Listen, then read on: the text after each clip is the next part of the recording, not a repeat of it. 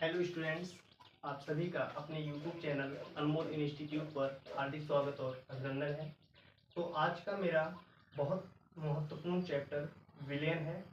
Villain chapter बहुत ही important है और हमारे एग्ज़ाम में इस चैप्टर से बहुत ज़्यादा प्रश्न पूछे जाते हैं, जैसे कि न्यूमेरिकल्स हो गए, ठीक है, इनसे रिलेटेड प्रश्न पूछे जाते हैं। साथ ही साथ ये हमारे आईआईटी, जेईई, नीट में भी प्रश्न देखने को मिलते हैं इस चैप्टर से।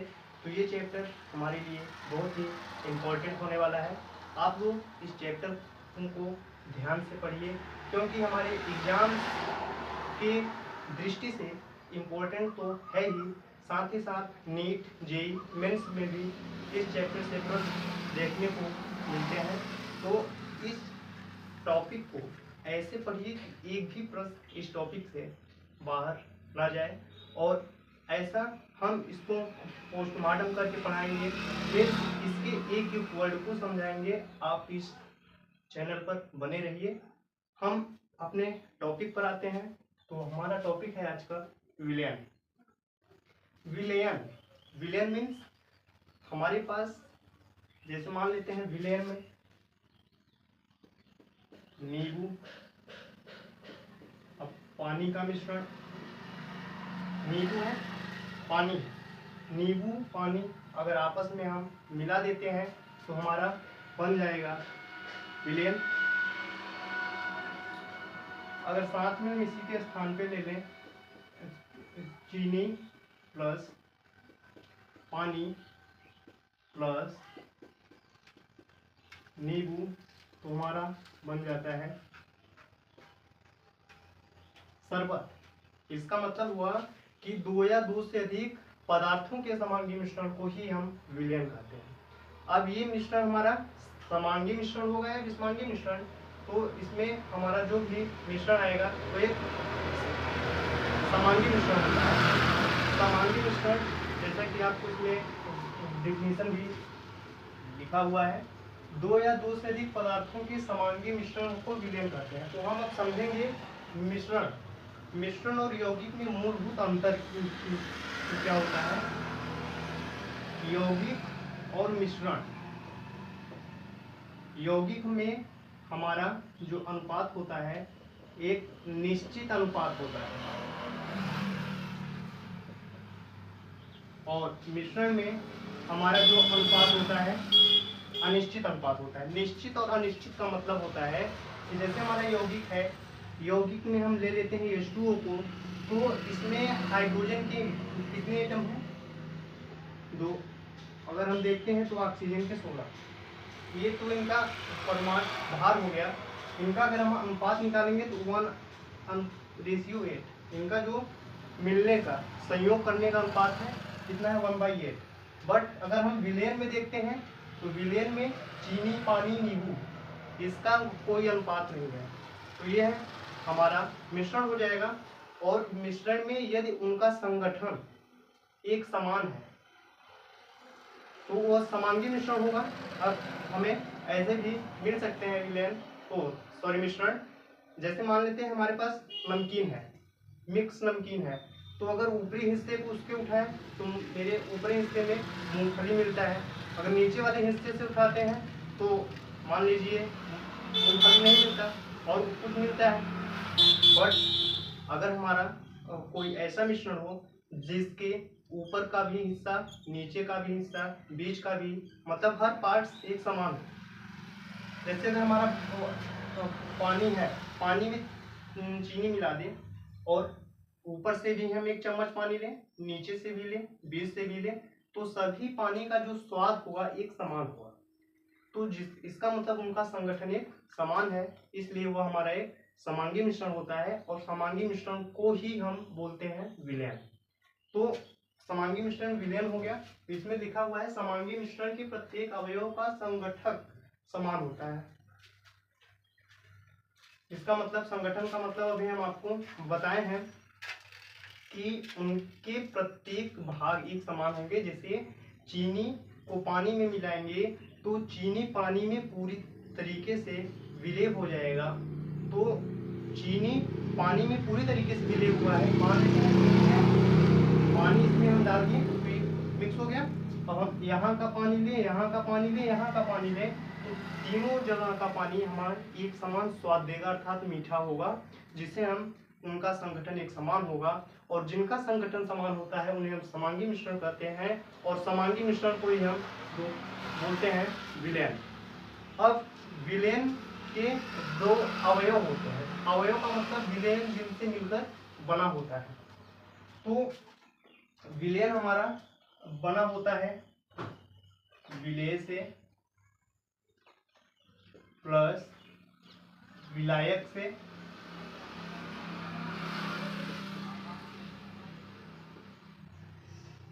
विलेय विलायक। विलयन में जिस पदार्थ की मात्रा अधिक होती है उसे हम बोलते हैं विलायक, और जिसकी मात्रा कम होती है उसे हम बोलते हैं विलेय। तो जैसे हमारा ये शरबत हुआ, चीनी और पानी, तो चीनी पानी अगर मैं शरबत बनाऊंगा या कोई भी व्यक्ति शरबत बना रहा है तो ऐसा तो है नहीं कि 1 लीटर पानी में 1 केजी चीनी लेगा, है नहीं ना ऐसा। इसका मतलब या तो चीनी की मात्रा अधिक होगी या तो पानी की। तो पानी हमारा अधिक है तो पानी विलायक हो जाएगा, चीनी की मात्रा कम है तो चीनी हमारा विलेय हो जाएगा। तो इसका डिफिनीशन हो जाएगा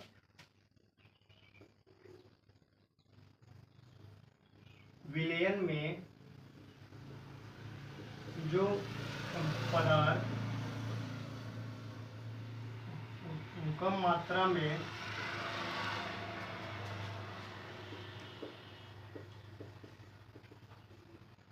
उपस्थित होता है उसे विलेय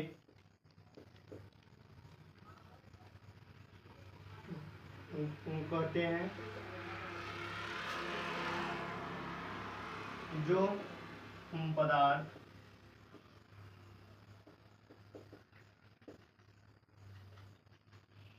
अधिक मात्रा में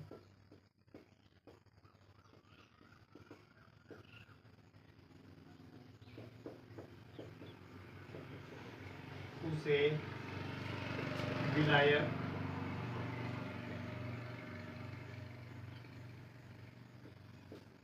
कहते हैं।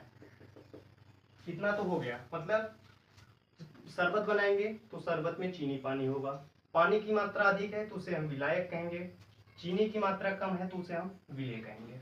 ठीक है, अब हम यहाँ पे समझते हैं त्रिअंगी आया हुआ है, मतलब यहाँ है ना हमारा द्विअंगी त्रिअंगी। तो अगर विलयन हमारा 2 पदार्थों से मिलकर बन रहा है तो उसे हम द्विअंगी कहेंगे, अगर 3 पदार्थ से मिलकर बन रहा है तो उसे हम त्रिअंगी कहेंगे। अगर हम चीनी पानी का बनाएंगे तो 2 पदार्थ है द्विअंगी, नींबू चीनी पानी का मिलाएंगे तो 3 पदार्थ है त्रिअंगी हो जाएगा। इस प्रकार हमारा बन जाएगा विलयन। अब विलयन में कितनी मात्रा उपस्थित होती है अर्थात सांद्रता, तो इनकी मात्रा को हम कितने तरीके से प्रदर्शित करते हैं, इसका मतलब हमारा हेडिंग होता है सांद्रता के पद,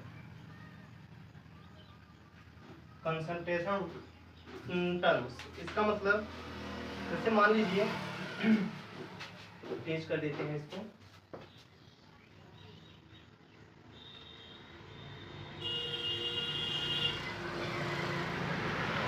इसमें हम समझते हैं कि हमारा जो विलयन है ये पूरा विलयन 100 ग्राम है। अगर विलयन है तो विलयन है, इसका मतलब हुआ कि उसमें विलेय भी होंगे विलायक भी होंगे। तो हम मान लेते हैं विलेय पदार्थ का जो भार है एमए है, विलायक का मान लेते हैं एमबी है। ठीक है, MA plus MB is equal to 100 gram. अभी 100 ग्राम विलयन में विलेय के कितने ग्राम उपस्थित हैं उसी को हम बोलते हैं द्रव्यमान प्रतिशत या प्रतिशतता। ठीक है, तो हम इसके परिभाषा को लिखते हैं। नंबर फर्स्ट में है द्रव्यमान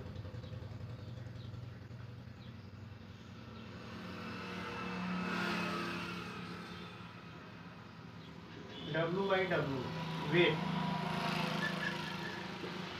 इसको हम हटाते हैं।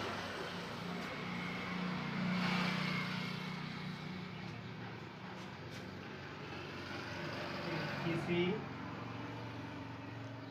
विलेय पदार्थ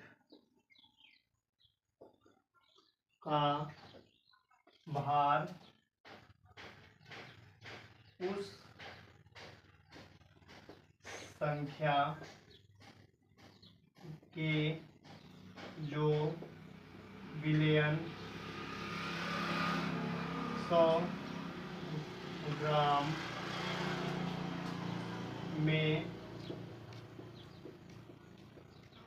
उपस्थित हो, उसे द्रव्यमान प्रतिशतता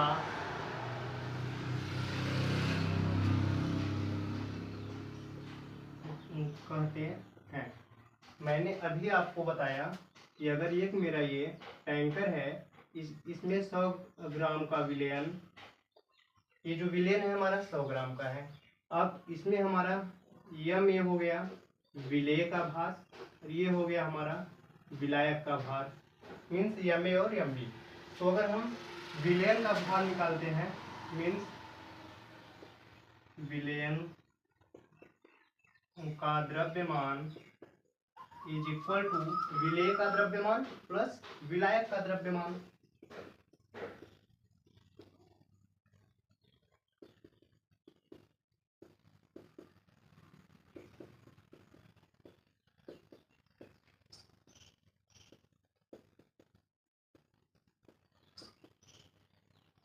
विलेय का द्रव्यमान कितना है हमारा, M A plus M B gram, यही हो जाएगा हमारा। मतलब जो हमारा विलयन का द्रव्यमान है, ये हमारे विलेय के द्रव्यमान और विलायक के द्रव्यमान के योग के बराबर होता है। अब अगर हम निकालते हैं कि इतने ग्राम विलयन में कितने ग्राम विलेय पदार्थ उपस्थित है, तो M A plus M B gram विलयन में विलेय का द्रव्यमान, ये द्रव्यमान हमारा एम ए है, इतने में है, मतलब पूरे विलयन में एम ए का द्रव्यमान है। अब अगर हम 1 ग्राम में निकालें, तो अगर यहाँ हम 1 ग्राम विलयन में निकाले द्रव्यमान, तो M A upon M A plus M B हो जाएगा। अब अगर हम 100 का निकालें, जैसे मान लेते हैं कि 5 पेंसिल का मूल्य 25 रुपये है, तो एक पेंसिल का मूल्य कितना हो जाएगा, 5 रुपये होगा ना।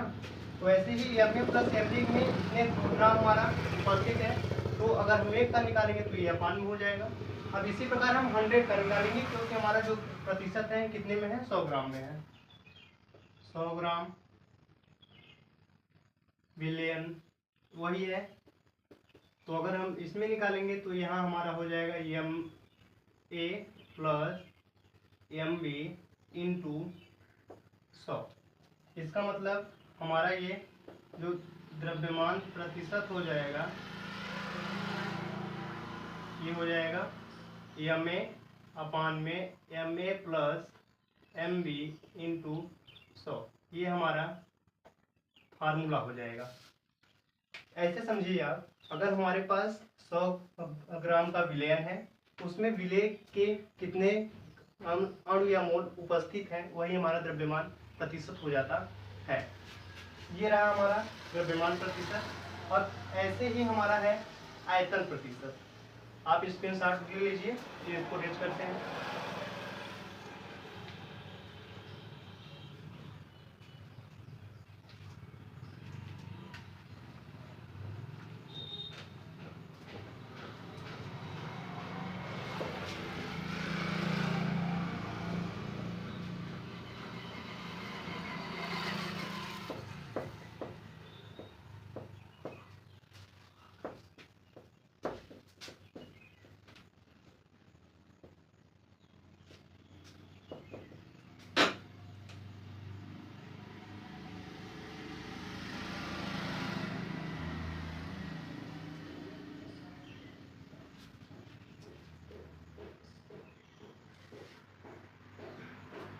एक बार इसको हम और रिपीट करके बता देते हैं द्रव्यमान प्रतिशत को।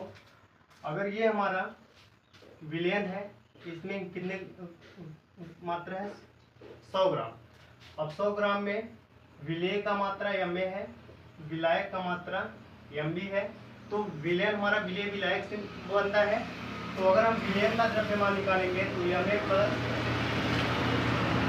Mb हो जाएगा। अगर हम 1 ग्राम में निकालेंगे तो 1 में हो जाएगा Ma प्लस Mb। और अगर 100 का निकालते हैं तो 100 का हमारा हो जाएगा Ma प्लस Mb इंटू 100। यही हमारा इसका भार प्रतिशत का फार्मूला हो जाता है, Ma प्लस Mb इंटू 100। मतलब जिस पदार्थ की मात्रा में निकालना है वो आपका ऊपर लिखते हैं, बटे विलयन का द्रव्यमान इंटू में 100। ठीक है। अब अपने उत्तर आते हैं।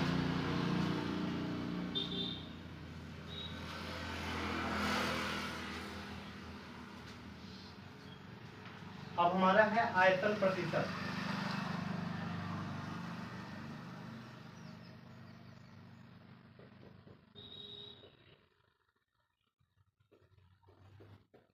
Percent V by V।